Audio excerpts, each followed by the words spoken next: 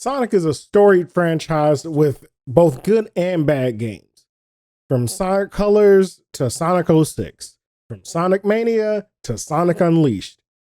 So when Sonic Superstars was announced and when we got a release date, people were hyped, but also very worried. Would this be another banger of a game? Was this going to be great? Is 2D Sonic making a strong comeback? Or was it going to be an iffy mess that really made no sense?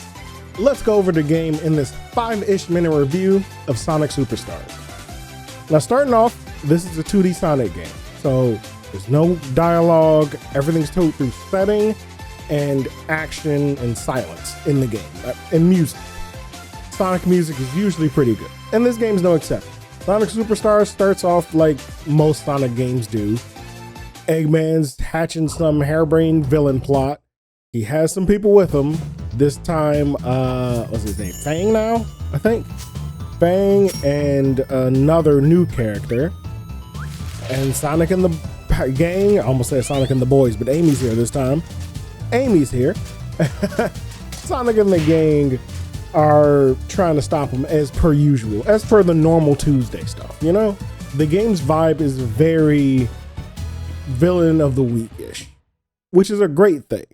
Sonic games should feel like, hey, Eggman does this all the time. Well, let's go stop him. Now, because the story doesn't give dialogue and tells everything through action, movement, stages, and music, some people may think, hey, well, the story's a bit weak.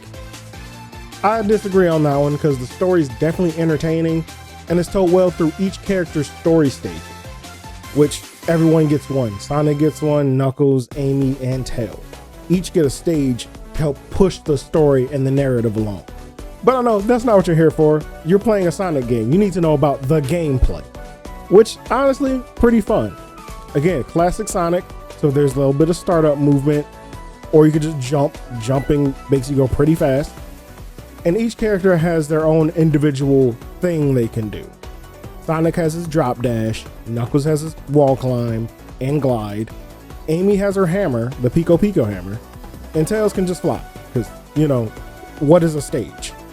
But aside from each of their individual traits, they all play exactly the same. Sonic may be a little bit faster, Knuckles may a little bit slower, but you'll still get there as you progress through the game. Now in this game, the Chaos Emeralds actually have a function outside of Super Sonic. Each Chaos Emerald you collect gives you a specific power, whether it be becoming an energy ball dashing through the air, using chaos control for some reason, clones like he's Naruto, anything goes in this game with the Chaos Emeralds, which can lead to the game breaking a bit. Not too badly, but just enough to you to notice. The stages, as usual, are pretty well laid out, pretty planned out and thought out. They're all fun. Obligatory casino stage, obligatory water level, but the water level isn't too terrible because you can mostly stay out of the water if you really wanted to. It's like, you know, chemical zone stuff. You can try to stay out the water and you will for the most part, but once or twice you gotta go in.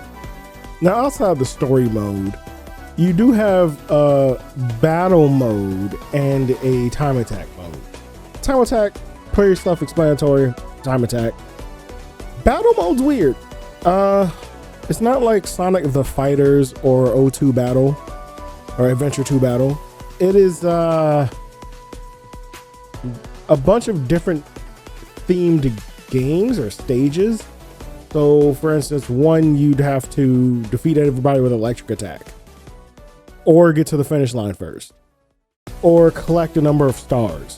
Games like that. It's like Mario Party games, basically. But there's no one online at all. It's a bit concerning. I mean, yeah, you're not playing Sonic multiplayer, but it's still a bit concerning. When I played the online, there were maybe 2 people. I thought everybody else was a robot. Hell, the first time I got online, I was the only one fighting the NPCs. It was crazy. So I highly doubt it's gonna have a thriving online environment. But again, there's still time attack, there's still story mode to just have your fun. And if you got 4 or 5 other friends, you guys can just hop in together and run the ones, I guess. But as this is a 5-ish minute review, let's get to the end. Overall, Sonic Superstars is a fun game. Does it warrant the price? I don't know.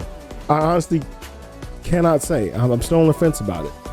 It is a full priced game that, while having fun gameplay, fun stages, great music, decent story being told without talking and without Sonic hitting on some human girl, looking at you, 06. I don't know if I can warrant the $60 price tag. $30, bet, we're in there. $20, oh, fantastic. But a $60 price tag for this game is rough to say, hey, go definitely play this.